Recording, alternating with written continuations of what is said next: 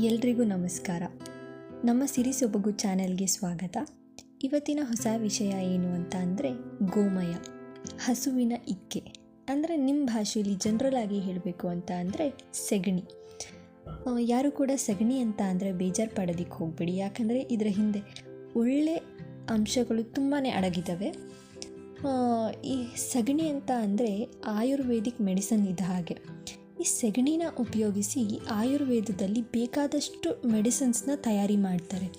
ಈ ನಾಟಿ ಹಸುವಿನ ಗೋಮಯವನ್ನು ಉಪಯೋಗಿಸಿ ಬೆರಣಿಯನ್ನು ಕೂಡ ತಯಾರು ಮಾಡ್ತಾರೆ. ಈ ಬೆರಣಿ ಏನಕ್ಕೆ ಉಪಯೋಗ ಆಗುತ್ತೆ ಅಂತ ಅಂದರೆ ಮನೆಯಲ್ಲಿ ಪ್ರತಿದಿನ ಬೆಳಗ್ಗೆ ಮತ್ತು ಸಂಜೆ ಹಾಗೂ ಹಬ್ಬ ಹರಿದಿನಗಳಲ್ಲಿ ಧೂಪ ಹಾಕೋದಕ್ಕೆ ತುಂಬಾ ಪ್ರಯೋಜನಕಾರಿ.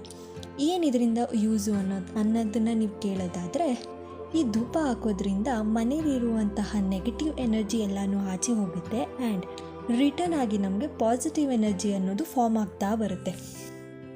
ಇದು ವಿಜ್ಞಾನದಲ್ಲೂ ಕೂಡ ಪ್ರೂವ್ ಆಗಿದೆ. ಹೇಗೆ ಅಂತ ಅಂದರೆ ಮನೆಯಲ್ಲಿ ಸೊಳ್ಳೆ ಮತ್ತು ಸಣ್ಣ ನೊಣ ಅನ್ನೋದು ತುಂಬಾ ಓಡಾಡ್ತಿರುತ್ತೆ. ಯಾವುದೇ ರೀತಿಯ ಕ್ರಿಮಿ ಕೀಟ ಇದ್ರೂ ಅದನ್ನು ನಾಶ ಮಾಡುತ್ತೆ. ಈ ಬೆರಣಿಯನ್ನು ಅಗ್ನಿಹೋತ್ರ ಹಾಕೋದಕ್ಕೂ ಕೂಡ ಯೂಸ್ ಮಾಡ್ತಾರೆ.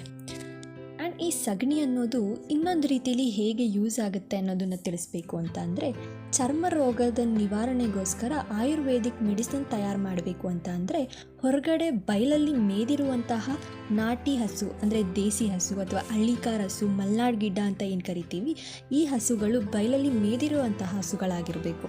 ಅದರ ಸಗಣಿಯನ್ನು ಉಪಯೋಗಿಸಿ ಈ ಚರ್ಮ ರೋಗಕ್ಕೆ ಔಷಧಿಯನ್ನು ತಯಾರು ಮಾಡ್ತಾರೆ. ನೀವು ಬೇಕಾದರೆ ಚೆಕ್ ಮಾಡ್ಬೋದು. ಈ ಬೆರಣಿಯನ್ನು ಸುಟ್ಟು ಅದರ ಬೂದಿ ಅಂದರೆ ಆ್ಯಶ್ ಏನಿರುತ್ತೆ ಅದನ್ನು ತೆಗೆದುಕೊಂಡು ನಿಮ್ಮ ರೋಗ ಅಂಟಿರುವಂತಹ ಚರ್ಮಕ್ಕೆ ಕಾಲಕ್ರಮೇಣವಾಗಿ ಬಳಿತಾ ಬಂದರೆ ಅದು ನಿಧಾನವಾಗಿ ಅಲ್ಲಿನ ಚರ್ಮ ರೋಗ ಏನಿರುತ್ತೆ ಅದು ನಿಧಾನವಾಗಿ ವಾಸಿಯಾಗ್ತಾ ಬರುತ್ತೆ. ಇದನ್ನು ಇನ್ನೊಂದು ರೀತಿಲಿ ಕೂಡ ಯೂಸ್ ಮಾಡ್ಬೋದು. ಹೇಗಪ್ಪ ಅಂತ ಅಂದರೆ ಭೂಮಿಲಿ ಬೆಳೆ ಇಟ್ಟು, ಅಂದರೆ ಈಗ ತೋಟ ಮಾಡೋರಿಗೆ ಇದು ತುಂಬ ಯೂಸ್ಫುಲ್ ಆಗುತ್ತೆ. ಹೇಗೆ ಅಂತ ಹೇಳ್ತೀನಿ, ಕೇಳಿಸ್ಕೊಳ್ಳಿ. ಭೂಮಿಯಲ್ಲಿ ಬೆಳೆ ಇಡ್ತೀವಿ.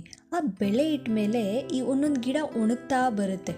ಅದಕ್ಕೆ ನಮಗೆ ಕಾರಣ ಗೊತ್ತಿರಲ್ಲ. ಕಾರಣ ಏನು ಅಂತಂದರೆ ಅಲ್ಲಿ ಕ್ರಿಮಿಕೀಟಗಳು ಅಡಗಿಕೊಂಡಿರುತ್ತೆ. ಸೊ ಅದನ್ನು ಹೇಗೆ ಈ ನಾಟಿ ಹಸುವಿನ ಸಗಣಿಯಿಂದ ನಿವಾರಣೆ ಮಾಡೋದು ಅಂತಂದರೆ ವೆರಿ ಸಿಂಪಲ್. ಈ ನಾಟಿ ಹಸುವಿನ ಸಗಣಿಯನ್ನು ಗಂಜಲದ ಜೊತೆ ಮಿಕ್ಸ್ ಮಾಡಿ ಗಿಡದ ಬೇರಿಗೆ, ಯಾವ ಗಿಡ ಒಣಗಿರುತ್ತೆ ಅಲ್ವಾ, ಆ ಗಿಡದ ಬೇರಿಗೆ ಬಿಡ್ತಾ ಬಂದರೆ ಅಲ್ಲಿರುವಂತಹ ಸೂಕ್ಷ್ಮ ಜೀವಿ, ಅಂದರೆ ಈ ಗಿಡ ಒಣಗೋದಕ್ಕೆ ಕಾರಣ ಆಗಿರುವಂತಹ ಸೂಕ್ಷ್ಮಾಣು ಜೀವಿ ನಾಶ ಆಗುತ್ತೆ. ಇದು ಹೇಗೆ ಅಂತ ಅಂದರೆ ನಾವು ಕೂಡ ಇದನ್ನು ಪ್ರಯೋಗ ಮಾಡಿದ್ದೀವಿ. ಹೇಗೆ ಅಂತಂದರೆ ನಮ್ಮ ತೋಟದಲ್ಲಿ ನಾವು ಕೂಡ ಬೆಳೆದಿದ್ವಿ ಆ್ಯಂಡ್ ಅದರಲ್ಲಿ ಒಂದೊಂದು ಗಿಡ ಹೋಗ್ತಿತ್ತು.